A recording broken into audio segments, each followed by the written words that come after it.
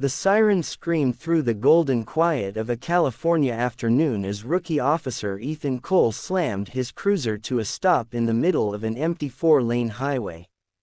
His chest heaved, hands shaking slightly around the steering wheel. It was his 3rd month on duty, 3 months of trying to prove that he was worthy of the badge his late father once wore.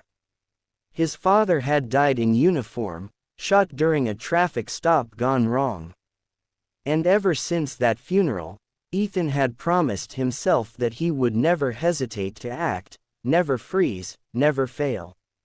And yet, as the sunlight hit the chrome reflection of the Harley he just pulled over, his stomach turned with a sense that something about this stop wasn't ordinary. The man standing beside the bike wasn't panicking. He wasn't angry. He wasn't even defensive. He was calm, too calm. A mountain of muscle and weathered tattoos, wearing a black leather vest with the words, "Hell's Angels" stitched across the front. He had gray in his beard, a stillness in his eyes that spoke of battles survived and regrets buried deep. His wrists were now locked in Ethan's handcuffs, and yet his gaze remained steady, sorrowful almost, as though he pitied the young men who just cuffed him. Ethan's radio crackled faintly in the background, the world oddly muted as a gentle wind rustled the American flag hanging from a distant gas station sign. Somewhere deep down, he knew something wasn't right. This wasn't the man they were looking for. The suspect had fled hours ago, last seen wearing a vest like this one. But Ethan's instincts, clouded by fear and the need to prove himself, had taken control. He thought he was doing what a good cop would do.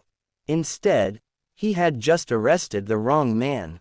If you believe in hope, compassion, and second chances, make sure to like, comment, share, and subscribe to Kindness Corner, because what happens next will remind you how one mistake can change everything.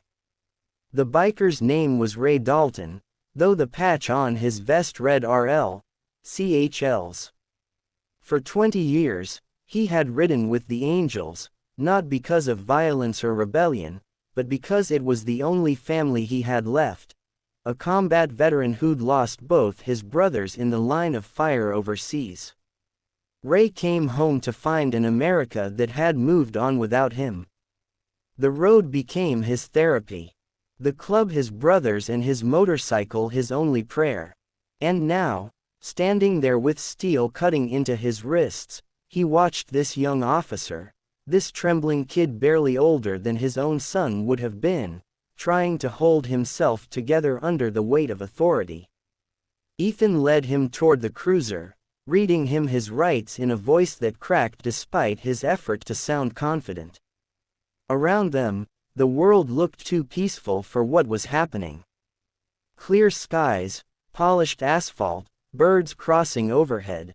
A few curious drivers slowed down, phones raised, recording. Ethan hated that. The flashing lights made it look like a victory, but it felt like a mistake he didn't know how to undo. When Rai didn't resist, Ethan's chest tightened even more. Why isn't he angry? He thought. Why isn't he saying anything?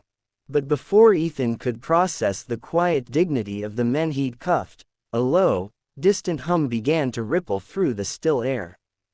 It started like a vibration underfoot, then became thunder. Dozens, then hundreds of motorcycles appeared over the horizon, black dots that grew larger and louder with every passing second. Ethan turned, frozen. The air filled with the growl of engines, the sunlight flashing off chrome, the steady synchronized roar of 100 machines moving as one. They weren't speeding. They were approaching like a wall of resolve. In less than a minute, the road was filled end to end with Hell's Angels parking their bikes in perfect formation behind Ray. The sound of engines idling together became a living heartbeat. Ray's eyes softened. "They came for me," he whispered, not as a boast, but as a realization that loyalty ran deeper than law. Ethan felt his knees weaken as every biker stared silently in his direction. He wasn't facing criminals. He was facing a brotherhood built on code, pain, and memory. A code he had just broken without knowing. For the first time since his father's death, Ethan felt small, not weak, but human. The badge on his chest suddenly felt heavier than the gun at his hip. He thought about his father, how the old man had once said, "Courage isn't in the arrest, son. It's in knowing when to let go." But now Ethan's fear was louder than his father's voice. He reached for his radio to call for backup, but before he could speak, Ray lifted his cuffed hand slightly and said in a tone calm enough to break a heart, "It's okay, kid. We all make mistakes." Ethan blinked hard, his breath catching in his throat. There was no hostility in those words, just truth. The veteran biker stood still while the sea of leather and chrome waited behind him. The rookies at dispatch kept asking for updates, but Ethan couldn't find words. He just stood there, the sun glaring off the silver cuffs that bound an innocent man. And in that moment, something shifted inside him. With trembling fingers, he reached down and unlocked the handcuffs. They clicked open with a sound that felt like redemption. Rai didn't smile. He just nodded once, a quiet acknowledgement between two men who understood pain in different ways. Then turning to the rows of bikers, Ray raised a single hand, and one by one, the engines fell silent. The road went still again, sunlight painting everything gold. The quiet that followed was heavier than thunder. Ethan felt his throat tighten as Ray looked back one last time, his gaze filled not with anger, but with something even harder to face, understanding. Then he walked toward his bike, mounted it with effortless grace, and started the engine. The rest of the angels followed, engines revving to life in a rolling symphony of defiance and brotherhood.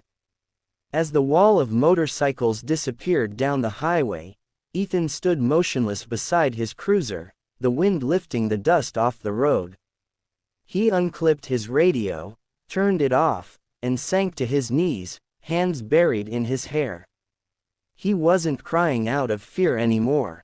He was crying because for the first time he understood what it meant to truly see someone beyond the label, beyond the badge, beyond the leather, beyond the noise. He stayed there until the road grew quiet again. The sky remained bright, the world unchanged, but something deep inside him had been reborn. From that day forward, every stop, every decision, every uniformed hour carried the echo of that moment, the mistake that taught him compassion. If this story touched your heart, please like, share, and subscribe to Kindness Corner, where every story reminds us that empathy can rewrite even the hardest chapters. And before we end, tell us in the comments, what would you have done if you were in Ethan's place? Because as the sun dipped lower over the highway that day, a rookie cop watched a 100 bikes ride away, not in defiance, but in grace. And in that roaring silence, he finally understood what his father meant about courage. It's not in the arrest. It's in the apology. It's in the moment you choose humanity over pride.